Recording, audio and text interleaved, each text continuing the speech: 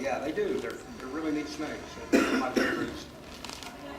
And he's got the tail. It looks like a braided whip, hence the name Coach Whip. And for some of the old timers that believe in urban legends, they're like, oh, that's the hoop snake. He's going to put his tail in his mouth, form a hoop, roll down the hill, and whip you with his tail. You don't believe that, do you? Okay, just kidding. Snake.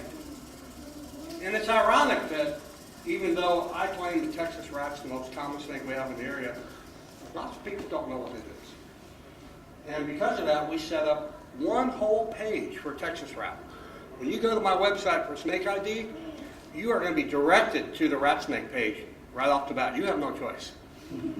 I did that on purpose because 9 out of 10 snakes we get are rat snakes.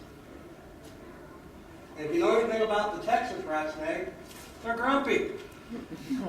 They don't like to be picked up. They don't like to be messed with. They'll average 4 to 6 feet. Black markings down the back. We call these blotches, not diamonds.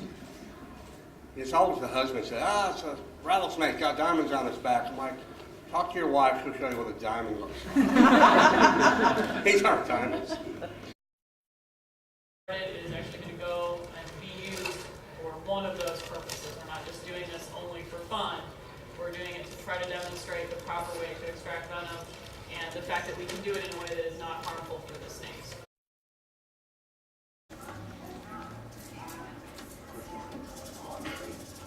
What will eventually become of these snakes? These snakes will go back to Kentucky Reptile Zoo and they will live out the remainder of their days there, which could be 20 years. They can live a pretty long time, and in captivity, if everything goes right, they can live quite a long time.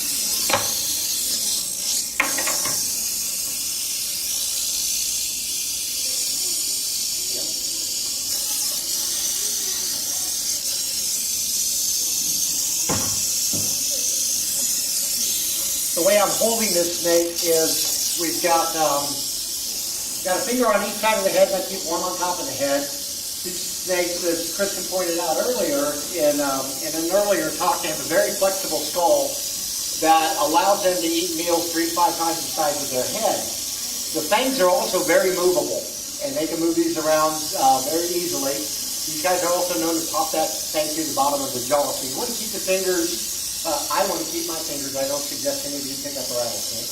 But I want to keep my fingers in a safe area where I can work safely with this guy.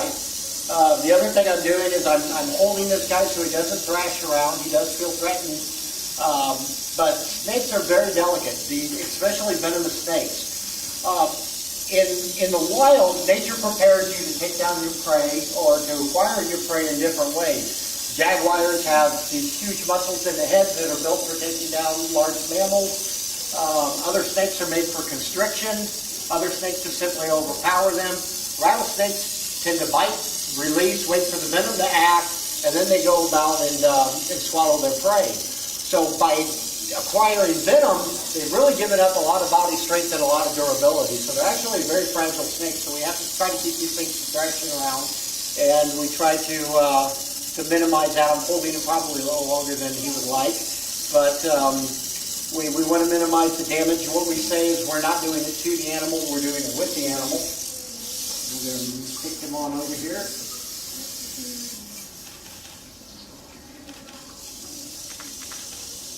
And occasionally a rattlesnake will not release venom. He's given a little bit, and we gently massage the glands. We don't squeeze down on these. These are glands are like any other internal organ that you can damage them, you can bruise them very easily. Now, snake glands, the venom glands are not like a balloon full of venom. Think of them more as a gland or a sponge that is full of venom. And what they do is they contract those muscles down around the venom glands, and it comes down through the fangs just like a hypodermic needle, and they inject that into the prey. So we're going to let this guy do what he does, and then what else we're going to do is Kristen here is going to put a little bit of noble sand up into the fang sheath, and this staves off any infection and any problems that they may occur. Biting a glass receptacle is not exactly in their forte, so we want to make sure we're not doing any damage to the snake. In the middle of of their strike, if they hit the wrong part of the rodent, they can reposition their fangs in like less than 1/10 of a second. They can reposition the fang to inject the proper part of the rodent in order to get a quick kill. So they're amazing predators on rodents because of that ability. The monster. See, you made fun of him. And I now that's know, what you did. and now he's mad. How much venom do you get out from one rattlesnake? Not a lot. One snake on average, it varies depending of course on the size and also on the species of snake. A snake that we've had long term at the zoo we feed the heck out of them. They eat a lot for us.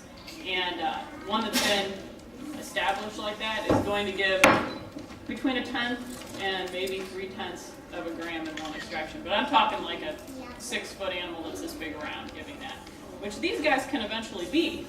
But in their condition now, these are not going to be large yielders because they've just been, as I said, they're nuisance animals. They were more recently captured, and they've not been bothered until today. But the yield on something like this is not going to be the same as a long-term captive animal will be, or one that was born in captivity, which is even better. And this little guy, I specifically chose this little bitty guy. I want to talk for a second about the fact that he is every bit as dangerous as a larger rattlesnake, but he's no more dangerous than a larger rattlesnake. And there's a myth that goes around that says that baby rattlesnakes are more toxic than the adults, and that's just not true. What you need to understand about venom is it attacks you on a molecular level, so it really doesn't matter how big the rattlesnake is, per se. These guys are born fully equipped with venom, and but this little guy here is every bit as dangerous, but no more dangerous than the bigger rattlesnakes, unless you take into account the volume of the venom that they inject. Everybody else's mouth was.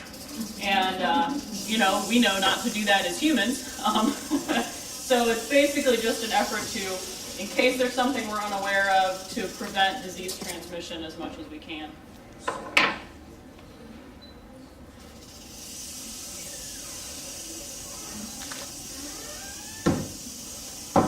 Is the venom to make up the same? Not necessarily. So venom actually is highly variable. And some species of snakes throughout their geographic range, their venom can vary a lot. Some of you may be familiar with Mojave rattlesnakes, for example. In some parts of their range, they have a highly neurotoxic venom. In some parts of their range, they have a venom that is not neurotoxic at all. It can also vary some through the time of year. It can vary by the health of the snake. I don't know of anyone who extracts venom who's never been bitten by a snake. Thank you. It is, unfortunately, you are putting this is the most dangerous thing you can do with a snake, is to pick it up behind the head. And there is no good reason to do it except for extraction and maybe a couple medical procedures. If you see people on TV or the internet picking up snakes behind the head, why?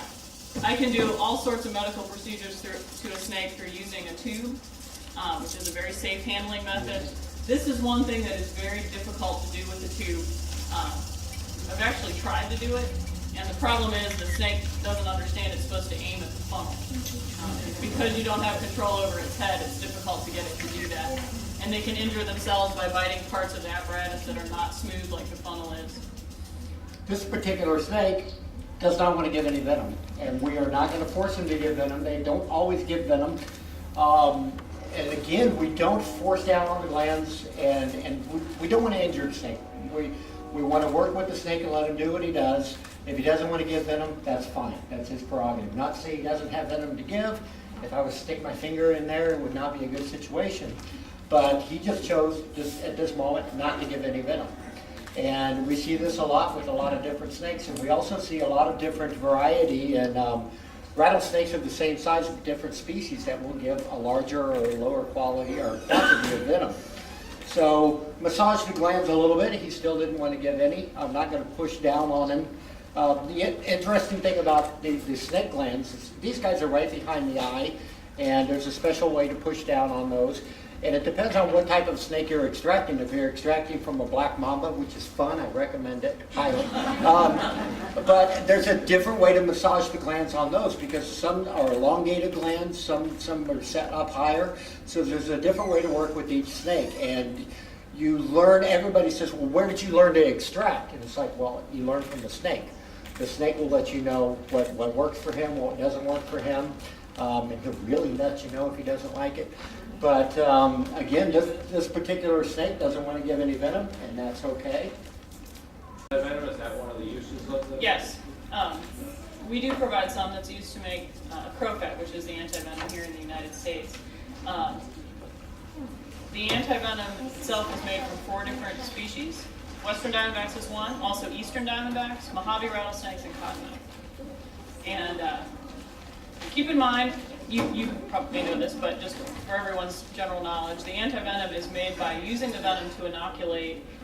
Here in the U.S. it's sheep, most other places around the world it's horses. Those animals produce the antibodies to the various venom toxins. And what you get when you are bitten by a snake is the antibodies that those animals produce. Now there's some steps that are done to clean them up and make it safe for you to get because you don't want to just inject a cheap molecule into you because your body will say, oh no, that doesn't belong here. Now, if you were to get bitten by a snake, a rattlesnake, is there a time frame from injury, permanent injury versus you get the antivenom within an hour? The ideal time to get antivenom is within 2 hours of the bite. Having said that, it is very unlikely that you would die that quickly. But that period of time is when you get the best result from antivenom. You non-givers today. The important thing to remember about antivenom too is you don't want to wait too long. There's trust me, if you get bit by a rattlesnake, you want to get to the hospital anyway.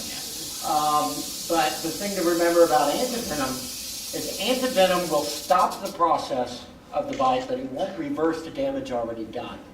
So get there to the hospital just as soon as you can. We've always said your best snake bite kit is not a razor to cut little X's and a tourniquet. You never want to use a tourniquet, but now he's getting venom.